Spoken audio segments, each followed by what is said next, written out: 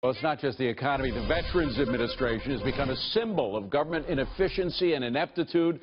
The latest is news that a woman was hired at a VA facility in Phoenix after she'd been fired for abusing patients at a VA facility in Chicago. Now, those who've risked their lives protecting our freedom clearly deserve better. So which candidate would do a better job of shaking things up at the VA? Here now is Taya Kyle, author of American Wife, widow of legendary Navy SEAL Chris Kyle, and a Fox News contributor, I'm happy to say. Taya, president after president, year after year, we hear we got to change things at the VA. Nobody seems to be able to do it. How can we? Well, unfortunately, I think there's such a systemic problem in the VA that the only way to really fix it is to severely limit it or really get rid of it. And I know that's going to be sensitive for some people who get good care, but usually the people who are getting good care from the VA are active duty, healthy people.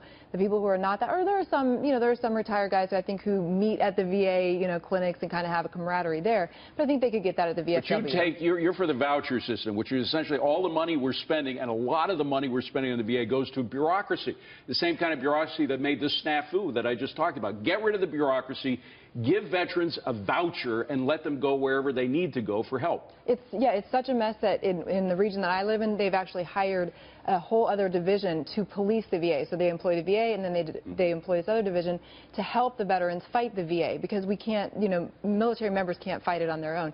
It's horrific. So you've got to fight an organization that was designed to help you. And I don't crazy. actually even believe in the vouchers. What I think they should do is give them a private insurance, a PPO plan, and give them the option to, I think Donald Trump said, just to opt out. And I think that's much more realistic than a plan to revamp it. It's not going to happen. I have to ask, which candidate do you think would do a better job at shaking things up here?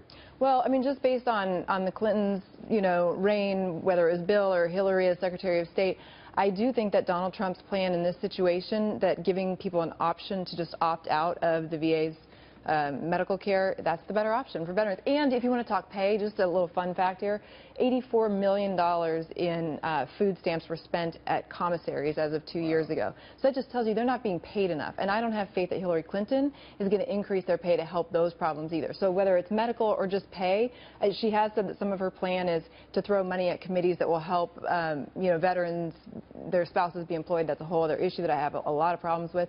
But no, give them their money. They're trustworthy. Pay them more and let them make their own decisions. They can certainly do it better than the government bureaucrats can. Taya, amen. Thank you for your service. Nobody works harder than the wife of somebody that's in the service. We appreciate you being here. Well, thank you.